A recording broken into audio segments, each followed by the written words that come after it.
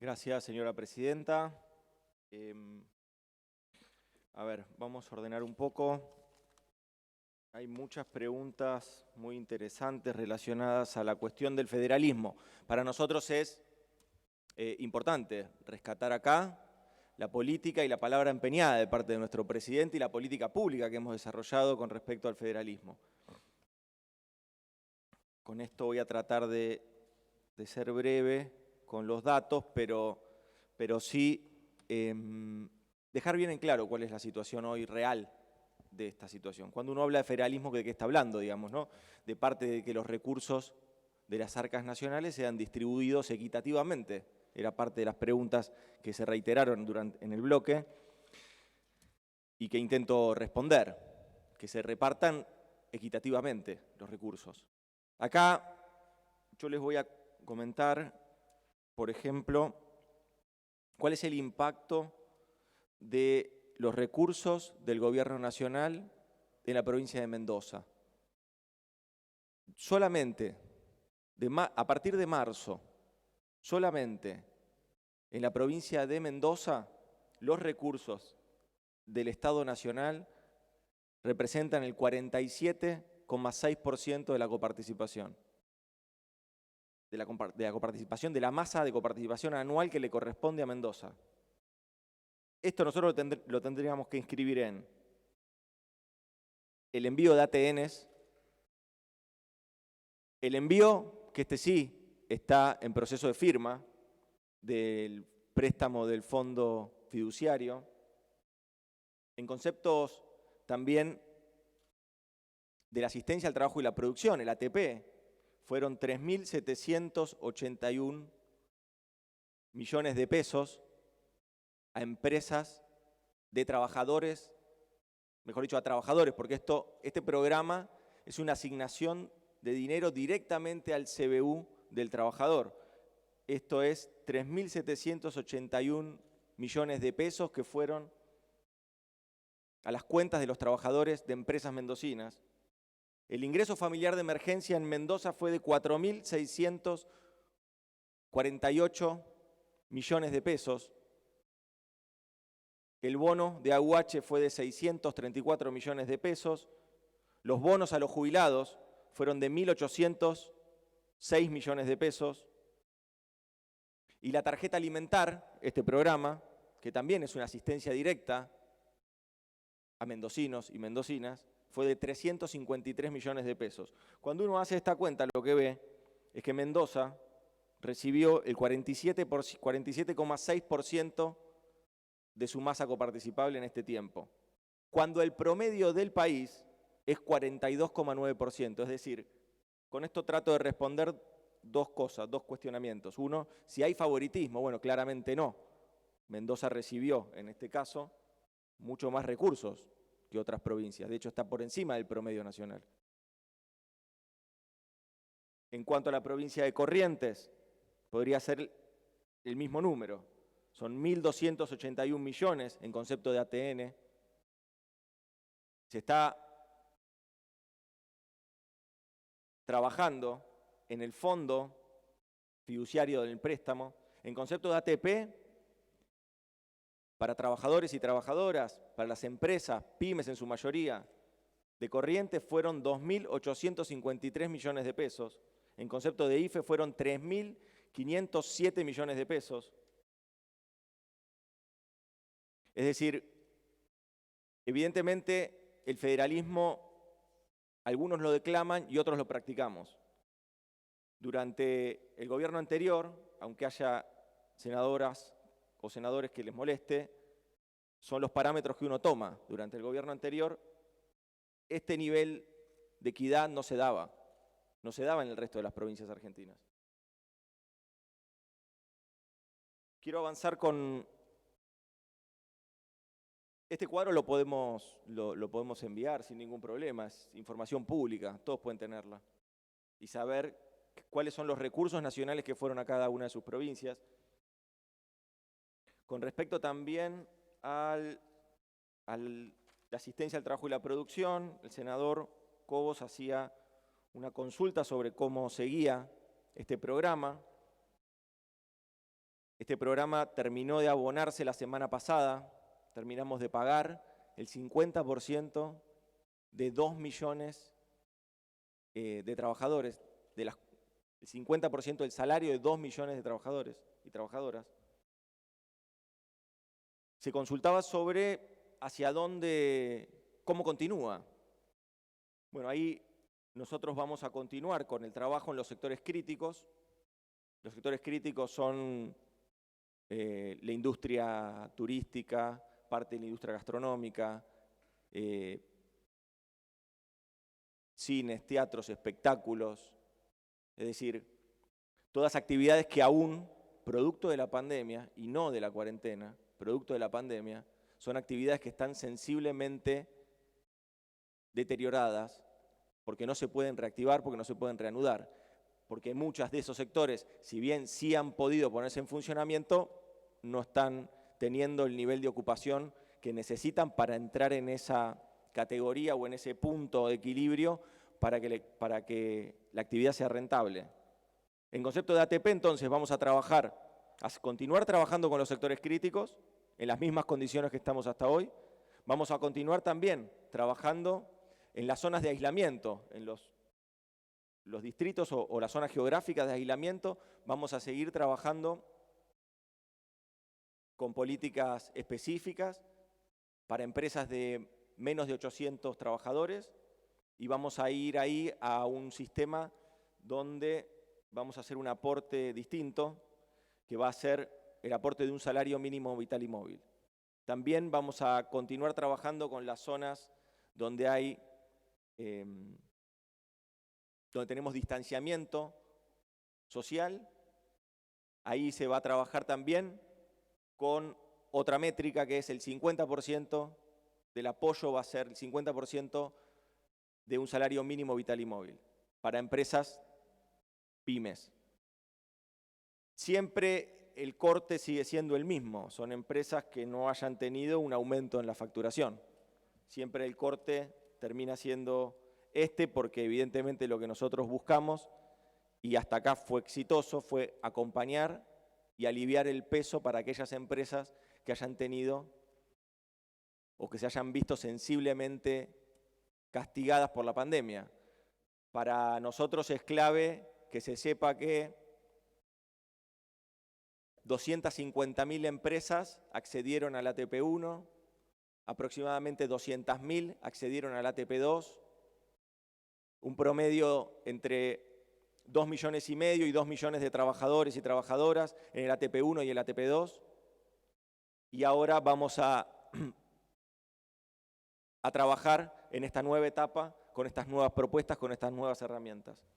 Se hacía referencia a la suspensión de cortes, de cortes de servicios públicos y a la suspensión también de multas por cheques y cierre de cuentas bancarios. En este caso, en el día de hoy se está firmando la prórroga para ambas suspensiones. Se hacía referencia también la senadora Gladys González, que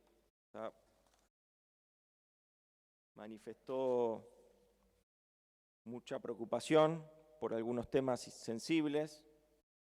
Yo no sé si la preocupación, cuando te toca hacer gobierno, tendría que ser ocupación, pero bueno, lo voy a contestar igual. Nosotros hemos aumentado el presupuesto de AISA en 15.500 millones. Hemos aumentado el presupuesto de AISA con respecto al año pasado en un 150%.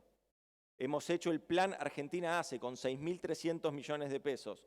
Hemos trabajado también en otro de los puntos con respecto a agua y saneamiento. Nosotros ahí nos encontramos con que el gobierno anterior, la mayoría de las obras de agua y saneamiento quedaron inconclusas. El 22% de las obras de cloaca y agua potable se cayeron durante el gobierno anterior. La conectividad la tenemos que también ver en su integralidad. Nosotros hemos estado ejecutando durante estos 6 meses el programa de conectividad en barrios populares, que son 100 millones de pesos. Hemos también trabajado desde el directorio del ENACOM y reactivado la REFEFO, la Red Federal de Fibra Óptica. También es importante que sepamos que la conectividad debe tener un soporte en cuanto a los dispositivos. Durante el 2017 se entregaron 55% menos de netbooks del programa Conectar Igualdad. Y durante el 2018 ya el ministro Finocchiaro decidió dar por cancelado el programa de Conectar Igualdad, diciendo que ya no era necesario entregar netbooks a los chicos y a las chicas. No era necesario porque los docentes y los alumnos ya contaban con las suficientes notebooks y netbooks que entregaba el Gobierno Nacional. También me parece importante que si la cuestión educativa es una cuestión central, como nosotros sentimos, la provincia de Buenos Aires, la gobernadora anterior, prometió construir 3.000 jardines de infantes, no construyó ninguno. Cuando uno se preocupa también debe ocuparse, más cuando hace 6 meses se fueron del gobierno. El senador De Angeli planteó el tema de la expropiación. Quédese tranquilo, senador, bueno, y senadora también.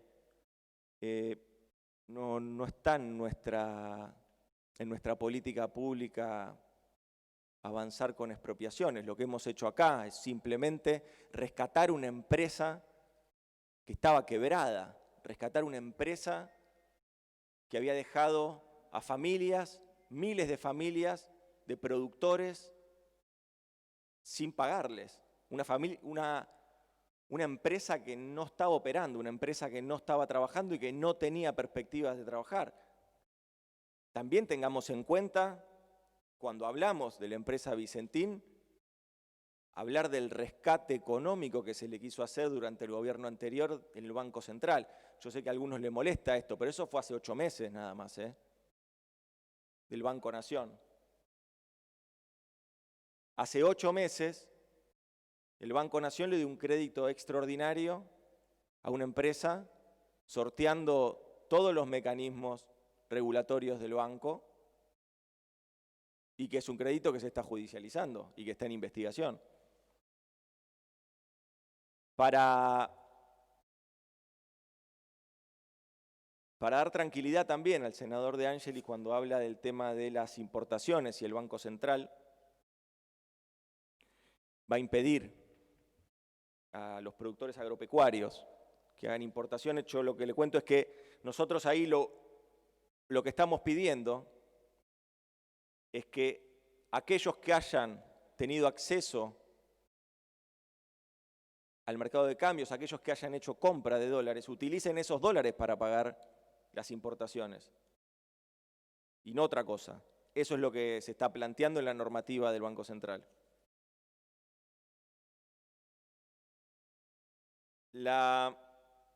Se planteó también una idea de que el Fondo Fiduciario para el Desarrollo Provincial tiene un viso de, ¿cómo se dijo? De discrecionalidad. Ahí está, de discrecionalidad. Yo les cuento que el decreto de creación, que es el decreto 352, fija criterios objetivos con respecto al fondo. Hemos hecho un aporte sustancial a las cuentas públicas de las provincias. La creación del fondo de 60.000 millones de pesos de distribución en ATNs, donde ya se distribuyeron 30.000 millones de pesos con el mismo criterio que la coparticipación. Entonces acá lo mismo, ¿cuál es la discriminación si se está distribuyendo con el mismo concepto de la ley de coparticipación? Y otra parte de 60.000 millones de pesos destinadas al Fondo Fiduciario de Desarrollo Provincial, que esto es un crédito. Y ahí sí lo que nosotros necesitamos es que las provincias soliciten el crédito. Y bueno, ahí hay ciertos criterios que están establecidos en el decreto y que son públicos. La cantidad, se consultó también sobre la seguridad en la provincia de Buenos Aires. Hay 7.500 efectivos desplegados en este momento en la provincia de Buenos Aires, en el conurbano, no en la provincia. En el conurbano hay 7.500 efectivos.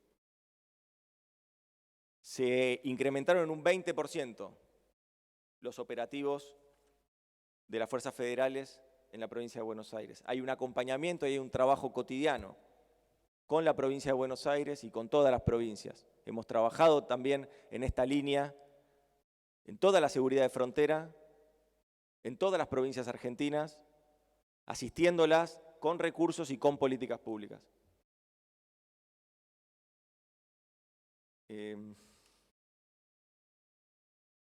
Portezuelo del Viento.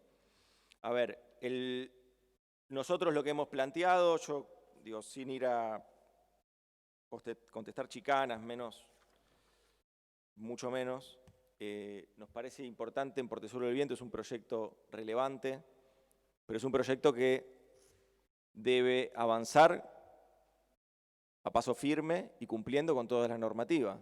Acá, el estudio de impacto ambiental regional todavía está a consideración del gobierno de la Autoridad de Cuenca. La Autoridad de Cuenca debe reunirse, tiene fecha de reunión el 26 de junio y va a avanzar en esta línea. Acá no hay una política de privilegiar ni de castigar a nadie. Acá hay una política de la búsqueda del consenso y de la búsqueda de los acuerdos necesarios para que este tipo de obras que involucran a 5 provincias sean realizadas de la forma adecuada. Y la forma adecuada es el trabajo dentro de la Autoridad de Cuenca. Por eso para nosotros, sin anticipar nada, vemos que es relevante las tareas que estamos teniendo y que estamos llevando adelante. Con respecto a las jubilaciones,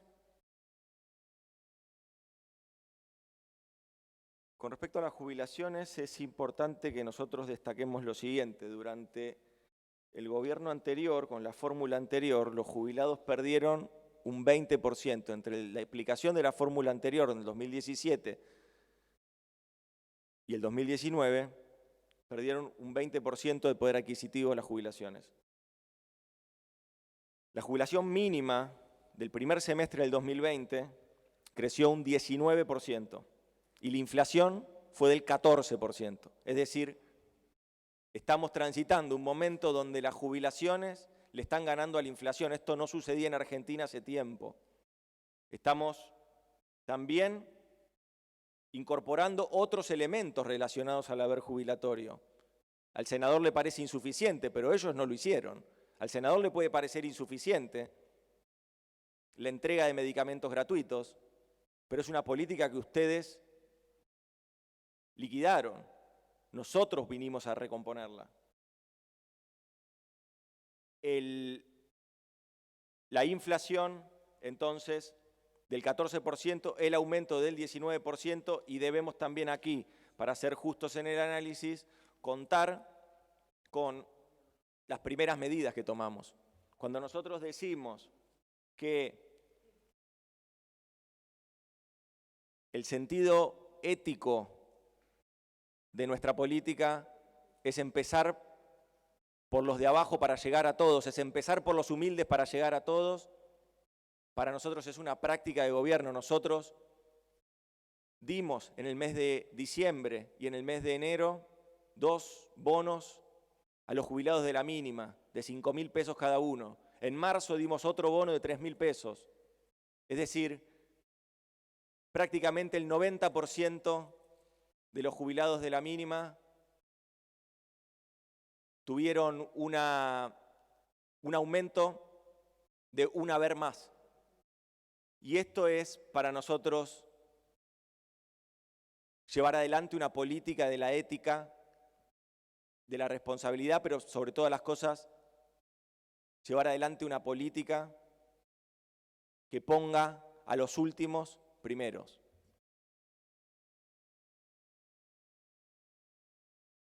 Ya estamos. Señor ministro, sí, ya cumplió.